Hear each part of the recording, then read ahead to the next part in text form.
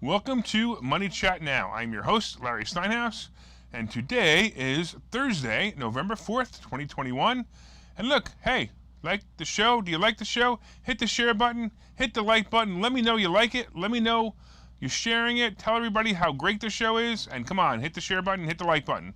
Of course, you can comment live during the show on YouTube, on Facebook, and LinkedIn and Twitter.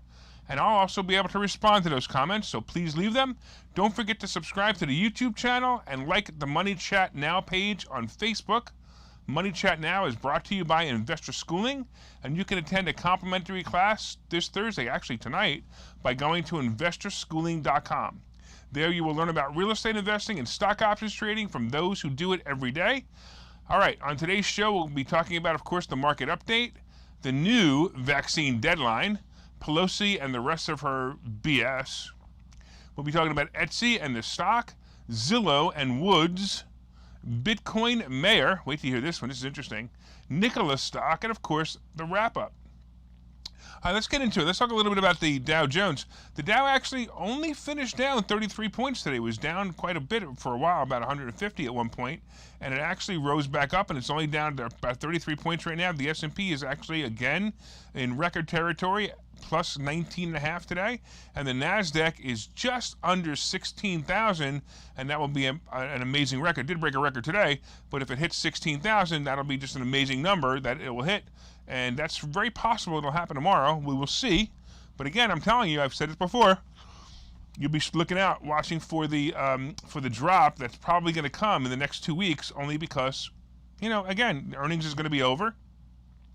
The looming debt crisis or the debt ceiling crisis is going to come back.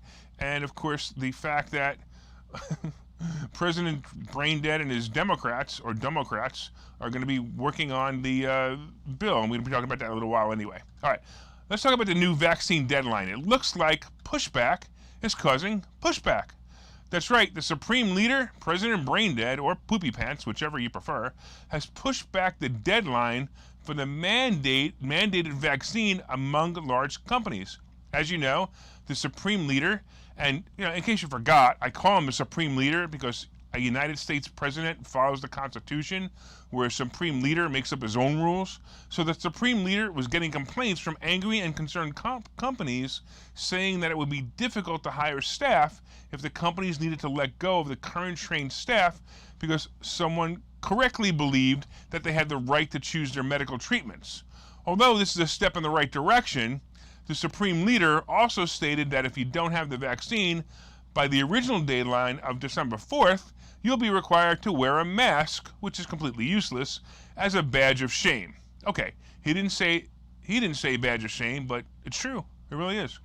Of course, the employee will also be subject to a medical procedure called a COVID test once a week as well. To add more nonsense, OSHA will conduct on-site workplace inspections to make sure companies comply with the rules. Penalties for noncompliance can range from $13,653 per serious violation to $136,532 if a company willfully violates the rules. I can't wait for these unconstitutional fines to be thrown out of court, and I hope some CEOs will have the courage to actually fight this. I applaud all those who have resisted the ridiculous mandates set forth by this Nazi regime, and definitely keep up the good work, and hopefully soon the freedom fighters will win this battle and the Supreme Leader will be unseated. Just a final note on this, along with the new rules for companies with 100 and more employees, the Biden administration said it will extend the deadline for a similar but stricter set of rules for federal contractors until January 4th. Get the prick, or get the prick, and the White House won't let you conduct business with other government pricks. Yeah. Pelosi and her BS. Let's talk about that. Each week, I read the Wall Street Journal and CNBC, and it says that Nancy, the witch, Pelosi, is going to convince her fellow Democrats to solve their differences on the bill now called the Social Spending and Climate Package. Do you remember when it was called the Infrastructure Bill? You know, the bipartisan infrastructure bill that was supposed to help with roads and building new grids for electric cars, including solar and other future technologies. Well, now it's at least being called exactly what it sounded like when the cover was removed. a list of socialist programs aimed at turning this country into energy-sucking saplings. I'm not talking about the electric company. I'm talking about taking from the hard-working and risk-taking capitalists and giving away to the non-working couch potatoes. Anyway, week after week, the witch Pelosi squawks about the fact that she is just about to get it all signed, and of course, nothing actually happens. Because of this, believe it or not, several major Democrat donors have warned leaders in Congress that they may hold back on donations for next year's midterm elections unless the party can come together and get some big wins, according to rumor. Even the Dems know that this ship will never sail.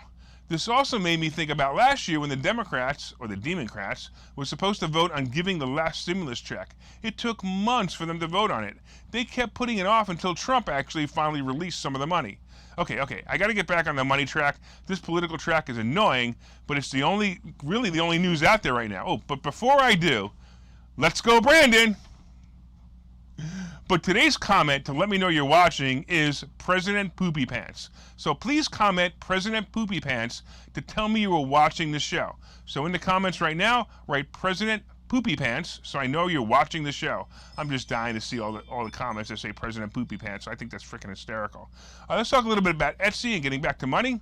For those who don't know, Etsy is a kind of knick-knack store with many small and custom jewelry items as well as clothing and gift items. It kind of reminds me of Sears in the 80s. Anyway, Etsy had a great earnings report as they reported earnings of 62 cents per share on revenues of $532.4 million, and the prediction was 54 cents on revenues of $518.9 million. Because they smashed the earnings, the stock rose about 15% today. That's awesome, right? In February, Etsy was making all their money on, believe it or not, PPE, like masks. Ugh. They actually created designer masks, because really, who would want to cover their face with something like a blue paper surgical mask when you could look cool being a compliant sheep? Ugh. Here I go again. All right, anyway, will the world please wake up so I could just talk about money? Anyway, the stock continues to rock, and if you were in it or had an option on it, you did great job. Let's talk real quick about Cathie Woods and Zillow. It's been a while since I mentioned Cathie Woods and the ARC Innovation Fund run by the now famous Cathie Woods, and I wanted to discuss the fact that as the manager of the fund, she sold off some Zillow stock after Zillow crashed today, and we talked about that yesterday. They crashed on bad earnings and bad guidance. The fund sold about 2.86 million shares of Zillow at about 30% or 40% less than unfortunately, than she bought it for, right? Ditching a major position as the stock fell sharply for a third straight day. The move reduced the fund's holding of Zillow by about 40%. I'm discussing this because it's nice to know that even the best and the most popular money managers like Woods, Kramer, and even Warren Buffett make some big mistakes when they manage funds. Hey, look, I'm all too aware of making mistakes from time to time, but as these guys do, I just keep going and trying to make up for the loss on the next great play. All right, with that, let's do this. Let's take a break, and we'll be back in a minute. Okay, so you've thought about investing in real estate, houses, apartment buildings, properties, but don't really know where to start? Well, what if you could very easily learn how to gain strategies to use other people's money to buy and sell houses in the Philadelphia area? If you could learn and network with successful area real estate investors and how to produce monthly income on rental properties without headaches, that place is Investor Schooling. With Investor Schooling, you'll learn from two Philadelphia area rockstar real estate investors, Phil Falcone and Larry Steinhouse, about how to buy and sell properties the easy way and teach you basic and advanced techniques to help you make money in real estate. You can attend Investor Schooling in person or online visual classes 8 times a month. You can and will learn how to make money in real estate. Call for free information and get a complimentary pass to one of these classes. But don't delay, as these complimentary passes are limited. Call the number on your screen now or visit investorschooling.com. investorschooling.com. All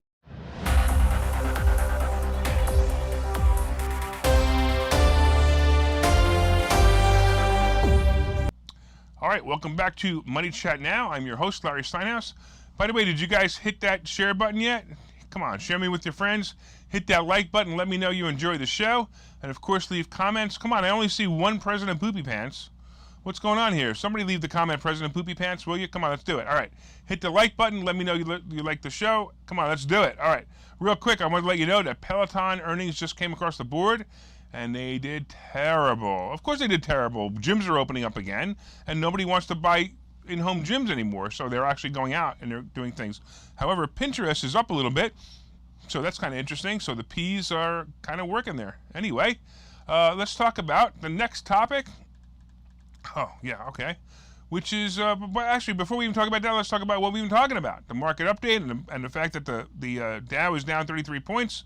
Of course, the S&P is up 20 points. We talked about Etsy. We talked about the vaccine deadline. We talked about Pelosi, who can't rally the troops together to actually do anything. And we talked about, and we're going to talk about, we're going to talk about, we're about to talk, well, let me do this one more time. We're about to talk about the Bitcoin mayor. So this is an interesting headline.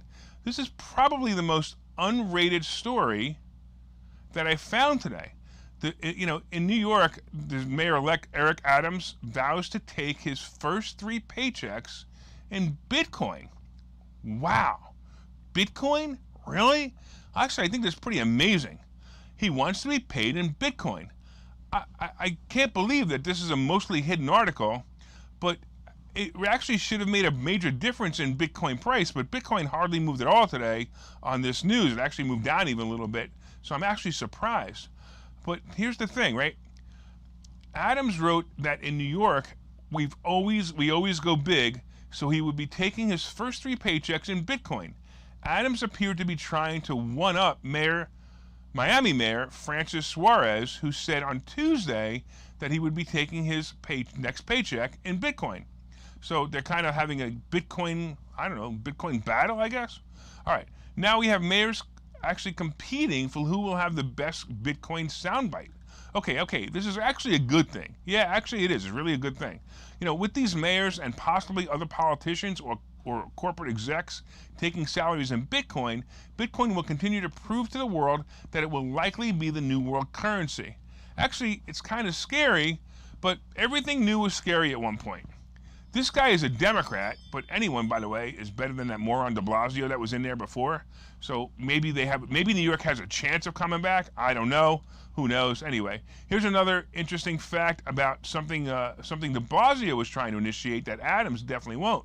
New York was weighing legislation this year to ban Bitcoin mining for 3 years so it could run an environmental assessment to gauge its greenhouse gas emissions. Meanwhile, Miami has actually been trying to recruit Bitcoin miners to South Florida to make use of the region's nuclear power. All right, go nuclear power. Go Bitcoin. Let's go, Brandon. Oh wait, I'm sorry. I got carried away again. All right, let's talk a little bit about Nicholas Stock. The good old days.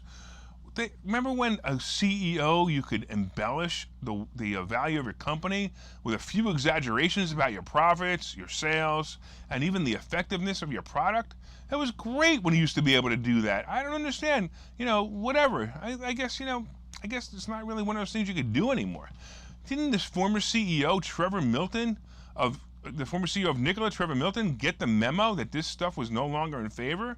Well, if you remember the story about 2 years ago, Milton grossly exaggerated Nikola's business and technologies. He was terminated from the company. Of course, he got a huge package. I mean, he probably got a huger package than the company was worth. But hey, look, he still got a big package, and the company continued to try to build the electric and hydrogen trucks they promised. Well, today the SEC hit the company with a huge fine for the antics of the founder in the amount of $125 million in a settlement. This was, by the way, on the same day that Nikola announced their latest earnings and guidance. Normally, when a company settles a lawsuit for any amount, the stock typically bounces, and that's basically what happened. Nikola bounced today almost 2 points. The strange part was that Nikola earnings and guidance wasn't that great, but still better than expected because they lost less money. However, the guidance was terrible. They stated they would produce 50% less trucks in the first roll off the assembly line that they were basically expecting. Now get this number. This number is actually expected to be 25 trucks. Yikes! 25 trucks. So that's all the trucks they're going to do on the first roll in the assembly line is 25 trucks. Well, look, if Nikola can actually pull this off, they'll be a major player in hydrogen and electric truck stock business, and they'll have a great future. I'm looking for a pullback in Nikola. I'll tell you what, I would look for Nikola to be about, probably under 11 before I would jump in, and then I might buy it. All right, let's take a quick break, and we'll be right back.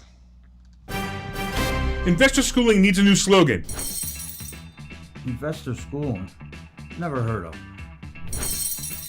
Investor schooling? Never heard of. Investor schooling? Never heard of them. Any suggestions? Phil? Investor schooling. We never heard of you either. Investor Schooling. We never heard of you either. Register for a free class at investorschooling.com. Investor schooling. Those guys are everywhere. Investor schooling? Those guys are everywhere.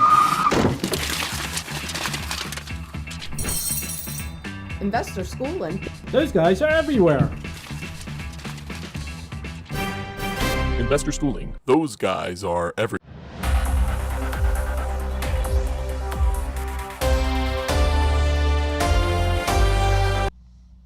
All right, welcome back to Money Chat Now. I'm your host, Larry Steinhouse.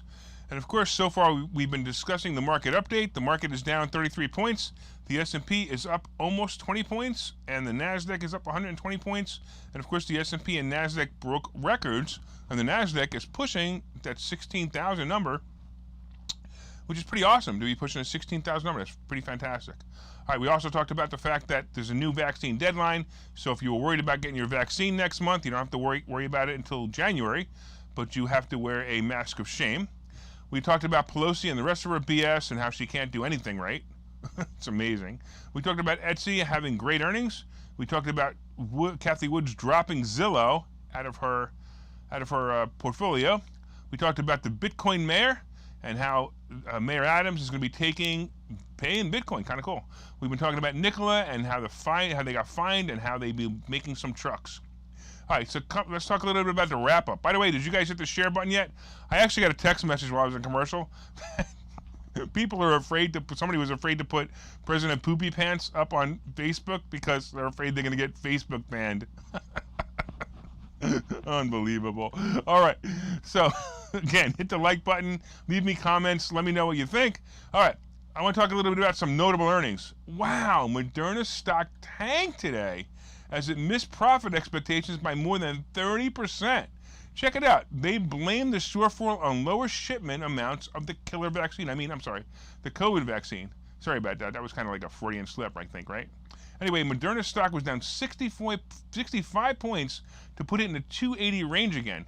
I'm going to tell you what, I'd watch this one, and I've actually said this before. If it goes below 200, it's definitely a buy. Toyota also did well, and it should have done well because the fact that Ford did so well last week should have been the tell here. It actually makes sense. Toyota had a per share earnings of about 41 cents versus the expectations of 34 cents. And honestly, the stock only moved up just a little bit today. It's possible it had moved up on the Ford news earlier, so there wasn't much more to move up. My favorites, AAL and CCL, kind of hung in there today. I'm still looking for CCL to hit 30 and AAL to hit 27 by February. That would be really awesome, especially if CCL hits it. Of course, now Meta, if you guys don't know who Meta is Facebook, is rising on the name change, and I expect any good publicity on the stock will bring the price over 400, so it's possibly a play. I'd still like to see it drop just a little bit more. I'd like to see it in the 220s or below 220s. And of course, on the crypto scene, Bitcoin actually right now is sitting there at about 61,500. Ethereum dropped back down from record territory. It actually hit record territory again, but it dropped back down to 4,500. And Shiba dropped below my 50 millionth of a cent range, so I did buy more. And of course, a Dogecoin or Dogecoin dropped below 27 cents, and I put a little bit more of that too. We'll see what happens. If it makes me money, it makes me money. If not, I'm full house money because whatever I put in, I actually took out that plus a profit. I got a couple more bucks sitting in my Coinbase account, and I'm just having a little bit of fun with it. I'm not quite sure what's going to happen. But either way, if you've made some money with some of the stock tips or even some of the crypto tips discussed in this show, please leave a comment. I'd love to know. I see Bill let us know that he made 72% today on a play. Did you hit the share button yet? Did you hit the like button? Come on. Hit that share button. Hit that like button. I want to thank you again for watching Money Chat Now. Of course, don't forget to subscribe to the YouTube channel and like the Money Chat Now page on Facebook. As you know, from time to time, I own some of the assets and options discussed in this show. The opinions discussed in this show is solely mine, and no one has asked me to make them. I want to thank you again for watching Money Chat Now. We look forward to your continued support. Have a great day, and we will see you tomorrow.